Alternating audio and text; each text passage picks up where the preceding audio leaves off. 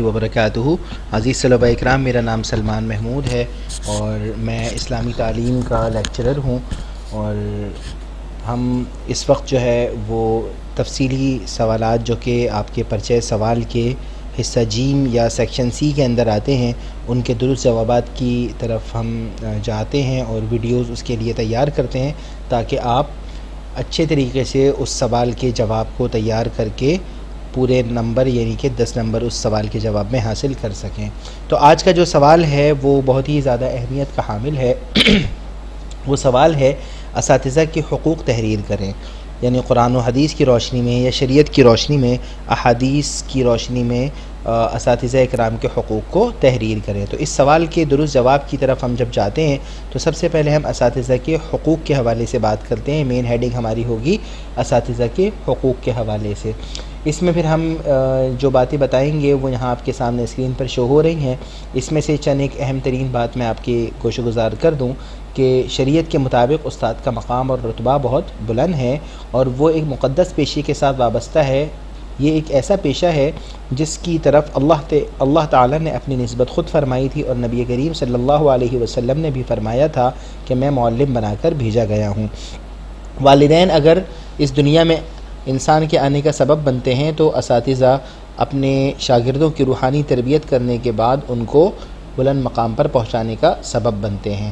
اسی نسبت سے دوسری بات جو آپ نے کرنی ہے اور سب ہیڈنگ جو پہلی استعمال کرنی ہے اساتذہ کے حقوق میں، وہ ہے اساتذہ اکرام کے حقوق قرآن کریم کی روشنی میں۔ یہاں پہ آپ کے سامنے پہلی آیت آ چکی ہے جو کہ ہے اعوذ باللہ من الشیطان الرجیم بسم اللہ الرحمن الرحیم سبحانک لا علم لنا الا ما علمتنا، جس کا ترجمہ آپ کے سامنے موجود ہے۔ دوسری آیت اس کے حوالے سے ہے وقل رب زدنی علما، جس کا ترجمہ اس کے بعد آپ کے سامنے موجود ہے۔ تیسری آیت اس کے حوالے سے موجود ہے وعلم آدم الاسماء کلھا، اور اس کے حوالے سے چوتھی آیت آپ کے سامنے آ چکی ہے الرحمن علم القرآن۔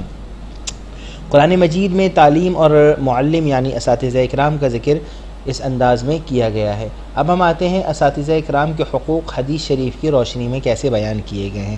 نبی کریم صلی اللہ علیہ وسلم نے تعلیم، خاص طور پر قرآن کی تعلیم دینے والوں کو بہترین افراد میں شمار کرتے ہوئے فرمایا خیرکم من تعلم القرآن وعلمہ، اور اپنے بارے میں فرمایا انما بعثت معلما۔ اس کے بعد فرمایا تواضعوا لمن تعلمون منہ، ان لوگوں کی تعظیم کرو جن سے تم علم حاصل کرتے ہو۔ نبی کریم صلی اللہ علیہ وسلم نے ہمیں حصول علم کی دعا بھی سکھائی ہے، اللہم انفعنی بما علمتنی وعلمنی ما ینفعنی۔ اس کے بعد اساتذہ کے حقوق باقاعدہ طور پر شروع ہوتے ہیں اور آپ یہاں سے سب ہیڈنگز کا آغاز کرتے ہیں۔ ان کو میں نمبر بار ذکر کرتا ہوں، یہ خاص طور پر اساتذہ کے حقوق سے متعلق ہیں۔ سب سے پہلی چیز جو اساتذہ کے حقوق کے حوالے سے ہمیں بیان کرنی ہوتی ہے وہ ہے ادب اور احترام۔ استاد اور شاگرد کا رشتہ نہایت مقدس، پاکیزہ اور مضبوط ہونے کے ساتھ ساتھ حساس بھی ہوا کرتا ہے۔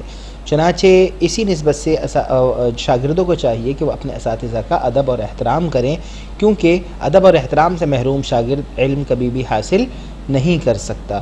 اس کے علاوہ حدیث شریف میں بھی آتا ہے کہ دین تو سارے کا سارا ادب ہی کا نام ہے۔ دوسری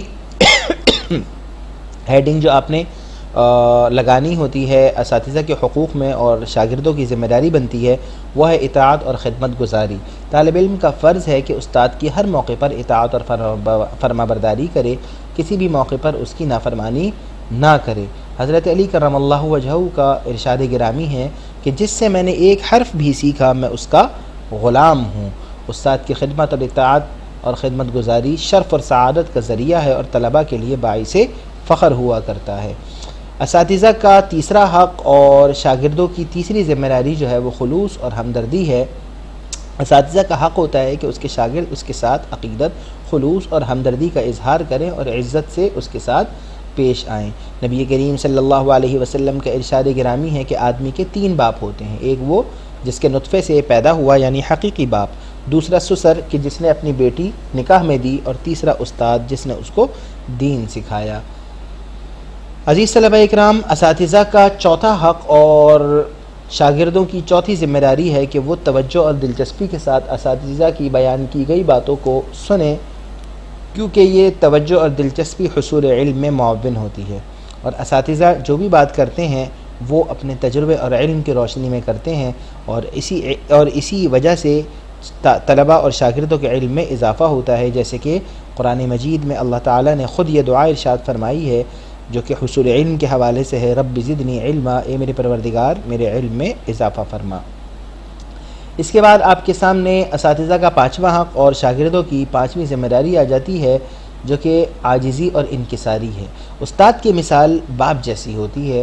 طلباء کا یہ فرض بنتا ہے کہ وہ اپنے استاد کے سامنے تکبر اور غرور سے پرہیز کرتے ہوئے عاجزی اور انکساری کا مظاہرہ کریں۔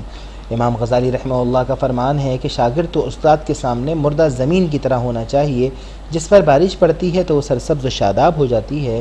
گویا استاد کی مثال بارش کی ہے اور شاگرد کی مثال زمین جو کہ بنجر ہو چکی ہو اس کی ہوتی ہے۔ حدیث نبوی صلی اللہ علیہ وسلم میں آپ صلی اللہ علیہ وسلم نے فرمایا، جن سے علم حاصل کرتے ہو اور جنہیں سکھاتے ہو ان کے لیے تواضع اور عاجزی اختیار کرو۔